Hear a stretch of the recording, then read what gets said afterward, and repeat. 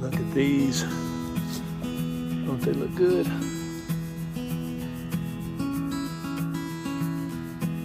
Well, we're out here picking blackberries. I need 1 more gallon to start this batch of wine. And our blackberry plants are absolutely loaded. All right, there's bucket number 4. It's 4 gallons plus 2 others we picked. 1 gallon to sell, and my grandkids, they picked about 1 gallon. So we picked 6 or 7 gallons so far since they started turning. Let's go make some wine. Well, we got our blackberries and we have our buckets. They're frozen, so we're just going to take them out of the bags, put them in the buckets, fill them to the top of the fruit with water.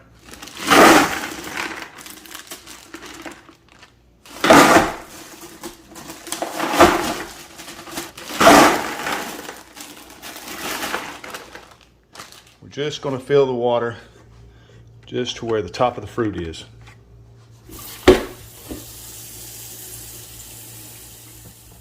Now we'll just put some lids on them and let them thaw. Also, we'll add some air locks to keep any bugs. We don't want anything getting in our wine. So we'll just add these air locks. And when these thaw out tonight, we'll crush them. Well, now that our blackberries have thawed out, we'll give them a good quick crushing. Going to crush them up really, really well and add a Camden tablet to each one, to each bucket. 1 tablet per bucket, and we'll let them sit overnight. Then we'll add the rest of the things we need to make a nice blackberry wine. Now, I just use a little potato masher. You can use what you want, but this makes it really, really easy. And I just squish them real good. You want to get the juices out. And it's easiest just to do it down here on the floor.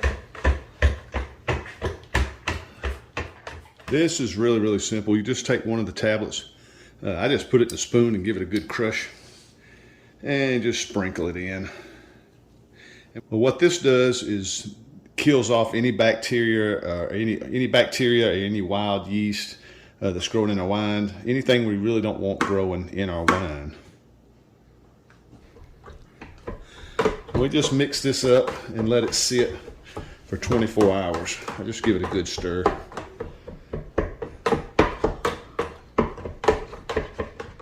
All right, now that our fruit's ready, we've had the Camden tablets in our fruit water mixture for over 24 hours, just a little over 24 hours. Now we're going to add some other additives to help break down the fruit, to help add some nutrients to our yeast, and also to get our acid balance right.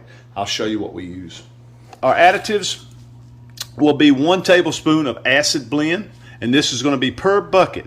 1 tablespoon of acid blend, 2 tablespoons of yeast nutrient, and I write on the bag because I always forget, and a 1/2 tablespoon of pectic enzyme. And as you can see, we got them already measured out. We'll just throw them in the buckets real quick. We just sprinkle those in there. Nothing to it.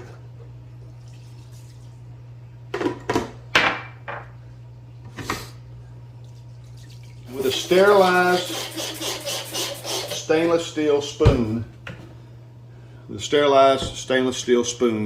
I wash the sterilization chemical stuff off. But I try not to let anything touch my wine that has not been sterilized, and I always try to use stainless steel. Our sterilizer that we get off Amazon is called Star San, and this 1 bottle, my gosh, I don't even know how many bottles of wine we made. It lasts forever. You barely use any of it.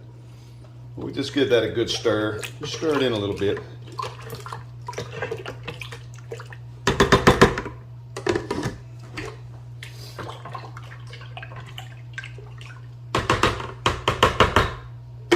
All right, and actually, you really don't have to stir it in, because once we add our yeast and our sugar water, we're going to be stirring all that up, and we will be making wine. Now, for the sugar water that we're going to put in our containers, we will be putting 4 pounds of sugar per container. We're going to mix this to the side. I'll show you how we do that, but it's going to be 4 pounds of sugar, 2 quarts of hot water. Not boiling. I try not to boil anything. I just run my tap water, get it as hot as it'll go, and it'll break that sugar down before we put it in our pack. That's the way I do it.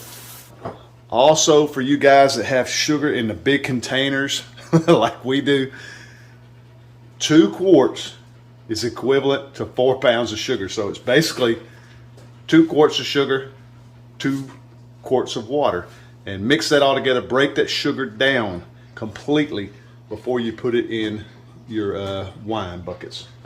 All right, the yeast we'll be using is this Lalvin EC 1118. This stuff is incredible. It makes an excellent wine. You can get it on Amazon in a 10 pack. It'll be 10 individual packs. Super, super cheap. Awesome yeast though. Now what I like to do is I want to get my yeast started before I start putting the sugar water in the wine, because it takes a minute to get this yeast started. I'll put a teaspoon of sugar in each glass and add just a little hot water to break that sugar down before we put our yeast in it. All right, well, all I did was add a little of our hot water from the tap to our sugar. We're going to get this, like I said, we're going to get this yeast started and let it sit over here and get going while we're working on our sugar water to put in the buckets. But I want to break this sugar down all the way, and I'll use 1 pack per 2 glasses, because this is going to go in a bucket, this is going to go in a bucket, and so we're basically using a half a pack per, because it'll make 5 gallons, and each one of these going in those buckets will be 4 gallons. We just give a little extra yeast. No harm, no foul, no problem. All I'm going to do is toss my yeast in there. I'm basically trying to add half a pack per glass.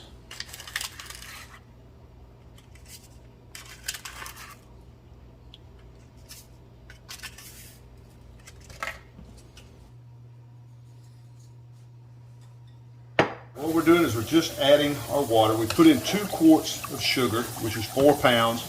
Now we're adding 2 quarts of water, and we're just going to break this completely down.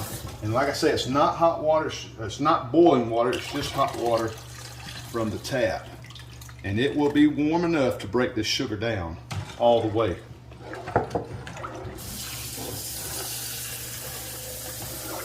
All right, there's what our blackberry wine is looking like so far. Now we're going to add our sugar water. We're not going to fill it to the tippy top, because when the yeast starts working, it can overflow these things. I've had it happen. So I want to keep it about 1 inch or maybe a little more from the top. We have had these bubble up so high because it'll push the yeast will push this fruit to the top, and it can clog up the airlocks. And of course, when that airlock's clogged up on these lids, the pressure will build in the buckets and it will start spewing over the sides. I say that because we've had it happen.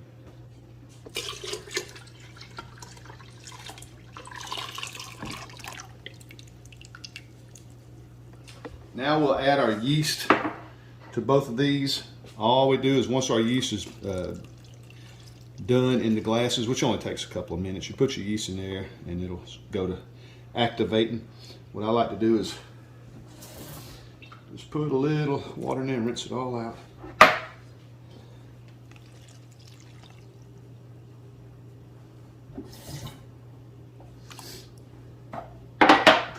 We're just going to stir that sugar water in with the yeast, and now we are making wine. I'll keep you guys posted the next couple of days and show you how it's fermenting. How it's fermenting. We'll have to stir this every day. We'll have to take the caps off, or take the lids off every day and give it a good stir to keep this fruit off the bottom.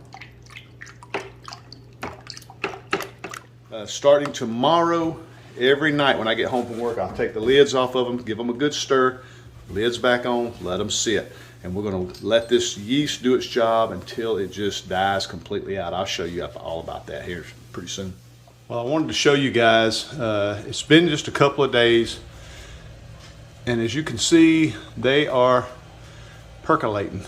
The yeast is doing its job. Everything is bubbling just like it's supposed to. We're going to crack them open now and show you guys what it looks like, how that yeast pushes that fruit to the top. We want to break that cap. It's called a cap. We want to break that up, sort of stir it around. That way that yeast can work on that fruit as well as the sugar water that's in there. But it tends to want to push that fruit to the top. That's why I say you want to leave a gap in the top of your bucket so it doesn't clog up your bubbler, because it will spew out. But we're going to crack the tops open, show you guys what it looks like, show you what we do every day until our yeast dies, and I'll show you that too. But let's crack these open and we'll take a look inside. All right, we'll just take the lid off, and you can see how all that fruit's been pushed to the top. And I'll say again, with a stainless steel spoon that has been sterilized with our Star Sand, we want to just break that cap and just sort of push it down.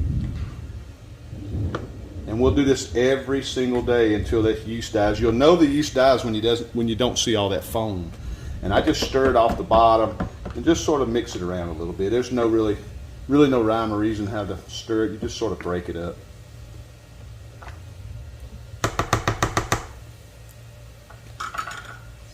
Well, we'll do this to all the other three buckets as well.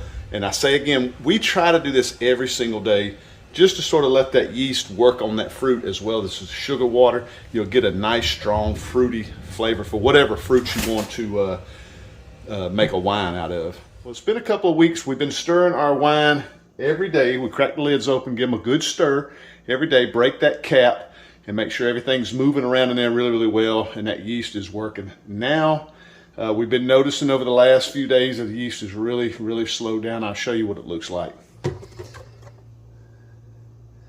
And this will be what it looks like. It sort of looks the same on the camera, but you can see there's not all that foam in there like there was. That's more of that light, mostly the light from the ceiling. But it's dead. That yeast is all gone. We're going to get all this fruit out of here and scrape it out and clean this up and get ready to rack it in our 3-gallon carboys. Well, all we do is just take these strainers that we got off of Amazon, and I just scrape the fruit out. I give it a little press just to get a little bit of extra wine that's in there. I get it out, and the yeast hasn't totally quit working, but it's died out enough to where we're ready to put it in the 3-gallon carboys. And you'll see once I take the fruit out, we have 2 buckets at 2 gallons apiece. Once you take the fruit out, it'll make it about 1.5 gallons of liquid. So that'll come right up to a 3-gallon carboy perfect. Now just remember, sterilize everything. We sterilize our little screens, we sterilize our funnel, we sterilize our 3-gallon carboy, all on the inside around the lid. I sterilize everything really, really heavy, and then give it a good rinse. Well, the way I do this, I just take a funnel, I take my time, and I just pour it in. You could use a bigger funnel if you like. This one's a little scary, but some people will prefer to siphon it in. This is just easiest for me, however you prefer to do it.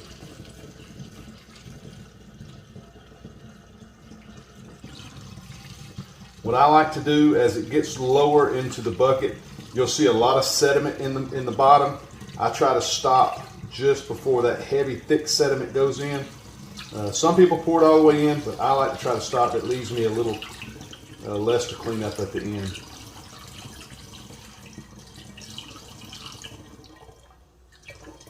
I want to give this a taste before I stir it all up. I want to give it a taste and see what it turned out like.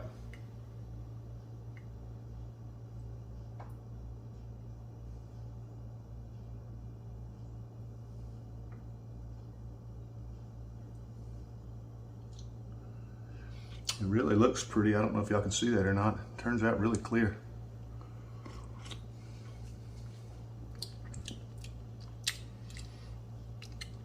It's really dry, of course.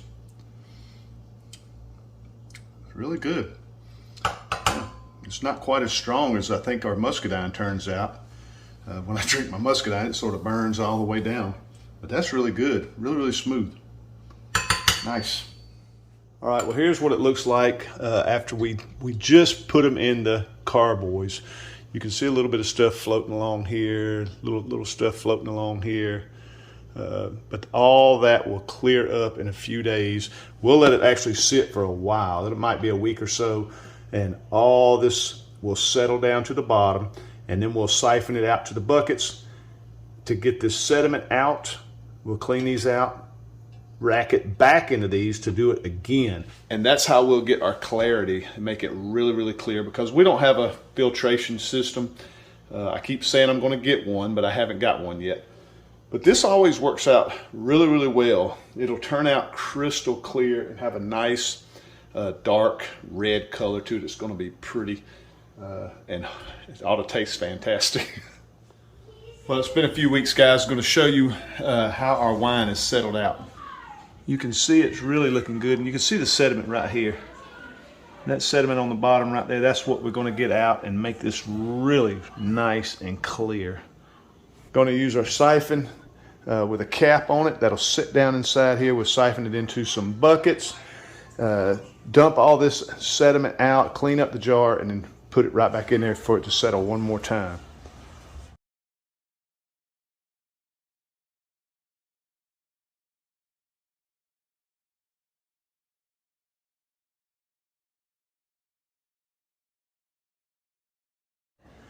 Now, it may look like a lot left in there, but when that sediment gets to going around in there, it just makes your wine look terrible. And we're all about presentation. But we're going to dump that and clean that jar up and put those right back into our jar to settle one more time. Well, I want to show you guys, it's looking pretty good. Looking, I don't know if y'all can tell, but it's looking pretty clear. It'll really clear up after this next time. It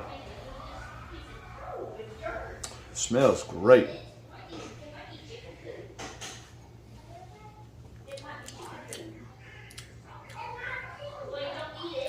Really tastes that blackberry.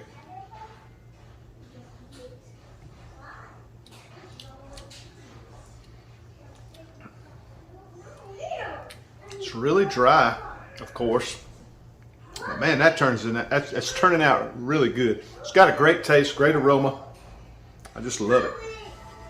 Well, we're going to let these guys sit for a couple of weeks and see if anything changes. We just put our airlocks back on them, and we'll just let them sit for a couple of weeks and see if we notice any change. I honestly don't think there'll be a lot of change. We've done this a lot of times. But what we'll do next time is we'll rack it the same way.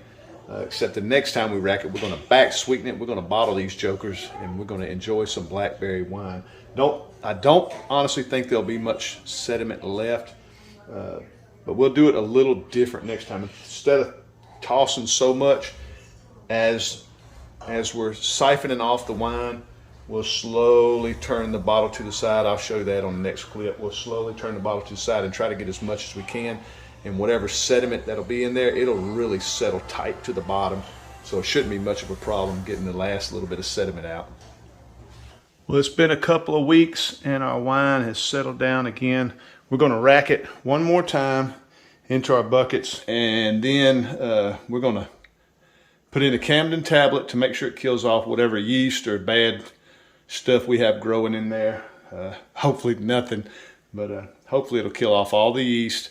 And then we'll back sweeten it tomorrow, bottle it, and we'll be ready to enjoy some blackberry wine. Now, I didn't show the siphoning this time just because we were in a big hurry.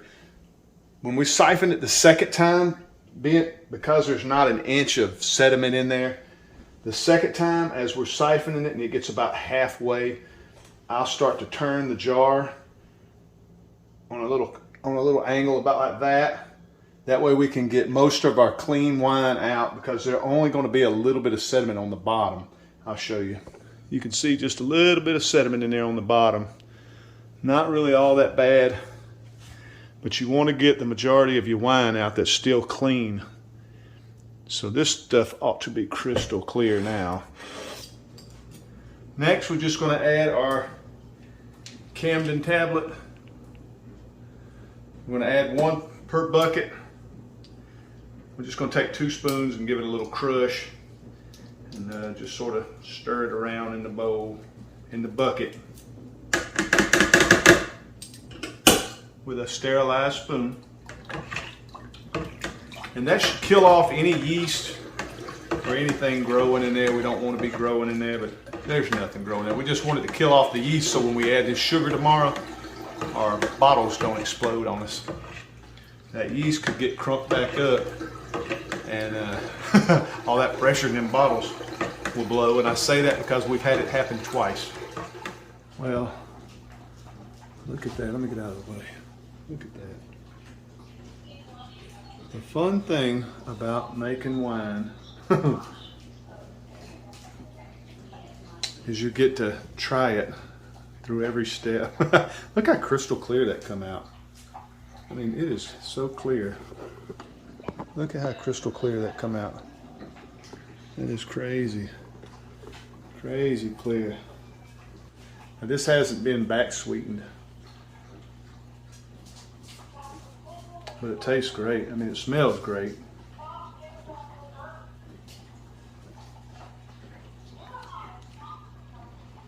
And it's really, it's not quite as strong as I think as my muscadines usually turn out. But dang, smells fantastic. And it's not quite as tart or dry, I should say. Not tart, but it's not quite as dry as our muscadine usually turns out. So when we back sweeten this, it's going to be awesome. All right, well, it's been 24 hours and that our wine's been sitting with the Camden tablet in it. So it's the next day. It's getting evening time, so we're ready to back sweeten this to our taste preference. And it's super easy for us. We've done this enough where we know how sweet we like our wine. We don't like a dry wine. It's ready to drink now, but if you like a dry wine, but we definitely don't. So the way we do it is we just take 1 quart of sugar and 1 quart of hot water from the tap. Now you don't want boiling water, just hot water from the tap. And we'll stir this until it breaks down completely. And each one of these buckets, or each one of these bowls will be for 2 buckets. This one will be for these 2, this one will be for these 2. So basically half and half. And that's just perfect for us. All right, just some more tips. All the stuff that we use, the chemicals, everything but the sugar and the grapes, you can get on Amazon. All the stuff is on Amazon. But one thing you're definitely going to need is a corking tool. It's not all that expensive. It looks like a lot to it, but it's nothing to it. It's maybe $20, $25. You're going to need one of these. Also, we have that big siphon for the 3-gallon carboys. You'll need a smaller siphon as well. We got a small one. And to go on the end of this siphon is a bottle. This is called a bottle filler. It's just a long pencil-like thing, and at the very tip, there's a little plunger. When you drop it in the bottle, the wine will come out. When you lift it up, it shuts off. It's got a little plunger in it. It cuts the wine off, so you can go from bottle to bottle without making a huge mess. You will also need corks. You got to have corks for your bottles. These are number 8 corks. We've never tried the number 9, but we've always used number 8. They are super tight and sometimes a pain to get out. I just like them. They seal up great. Number 8 corks. All this is on Amazon. And also your bottles. You'll need bottles. You get all your bottles on Amazon. Go look at wine bottles. They have a ton of different colors, sizes. We use the 750 milliliter size wine bottles. Well, they also have the 500 milliliter, which we like them too. We got them because they're really cute. But make sure you sterilize all this stuff before you do your wine. Our sugar water, the bowls that are in the sugar water, we sterilize it. The spoon, the bottles, that's why it's in the dishwasher. I just sterilized them, rinsed. I sterilize it, spin it around, get that sterilizer all in there, rinse them out, drop them in here, let them strain out a little bit. And we're ready to fill these things. We're going to back sweeten our wine now. And the fun part about this is we get to taste it as you go. You might not like it as sweet as we do. So as you're back sweetening it, what we do is we'll take a cup and add it, and then just sort of take a little taste until you find the preference that you like, the sweetness that you like. We like it sweet.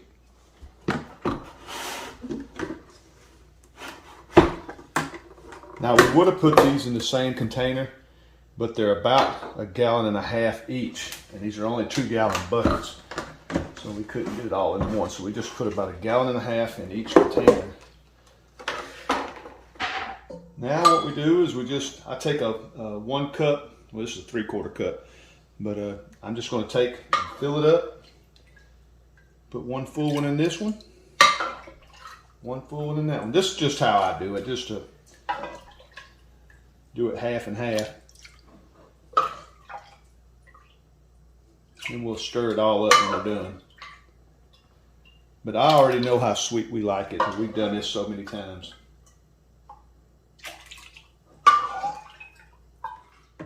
And we'll just get it stirred up.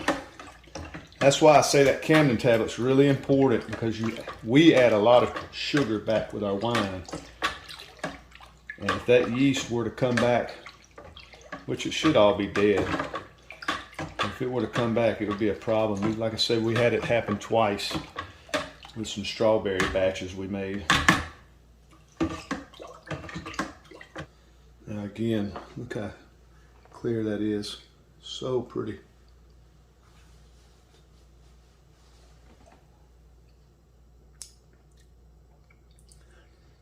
That is amazing. This is so good. I think the sugar actually drew that blackberry taste out of it, man. It really tastes like blackberry wine now. Dang, that is good.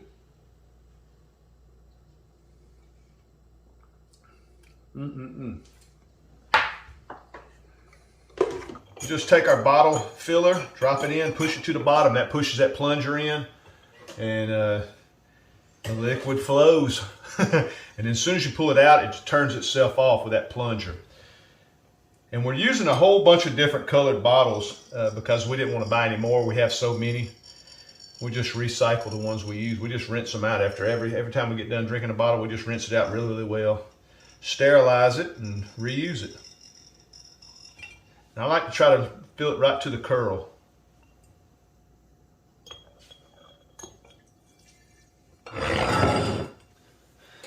All right, next we need to cork these things.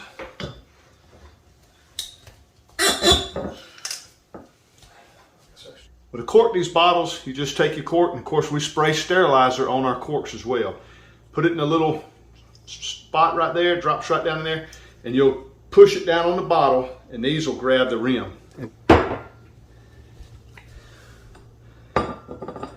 Just set it on the bottle, push it down, that's it. Well, look at that. We ended up with 28 bottles of wine and a couple of mason jars we just threw in there for fun. We'll keep those in our fridge to play with on the weekend. But these, we're not done with them yet. I got one more step I want to show you guys to pretty them up a little bit. You'll really like this. All right, the very last step to making our wine, just to pretty your bottles up a little bit. You can actually print labels and all that stuff out if you want to do that. But I like these little shrink wrap wine caps. You can get them on Amazon, and I'll show you how we put them on our bottles. They come in so many different colors, it's crazy. But I'm using black for Blackberry. Well, they just slide right on the bottle, nothing to it, and I'll show you how we shrink wrap them. I think the way I do it is probably going to be the first thing we want to do is take the water and get it to a boil, and then we'll turn the heat off and get it to stop boil and just sort of take it off the eye. Now what I'm going to do is I'm just going to take my finger and put it right at the edge so I don't stick my finger in the water. And then we just stick it in the water and move your finger. And there you go, and it'll dry really pretty.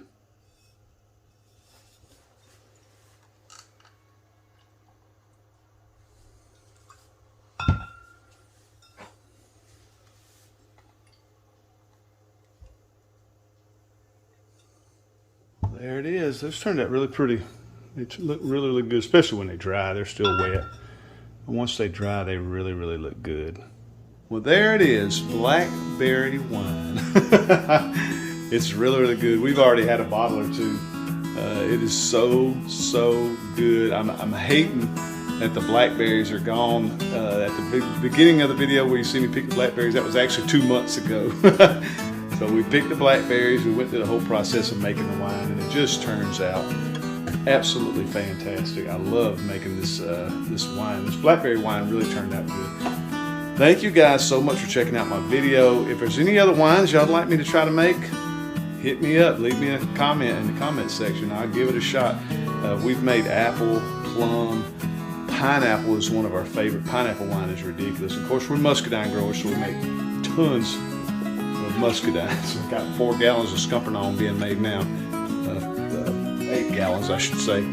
But thank you guys so much. I really appreciate you checking out my video if you made it all the way to the end. Get you some blackberries or some muscadines. You can make this wine out of, I want to say every fruit, but not really every fruit. Like I said, we've done apple, plum, pineapple, muscadines. I'm trying to think if I left anything out. We tried peach, it didn't work out. And I've had 2 batches of strawberry explode on me. And the strawberry didn't work out. But I probably could have refrigerated it. It might have worked out better. But all right, love you guys to death, and we'll see you on the next video.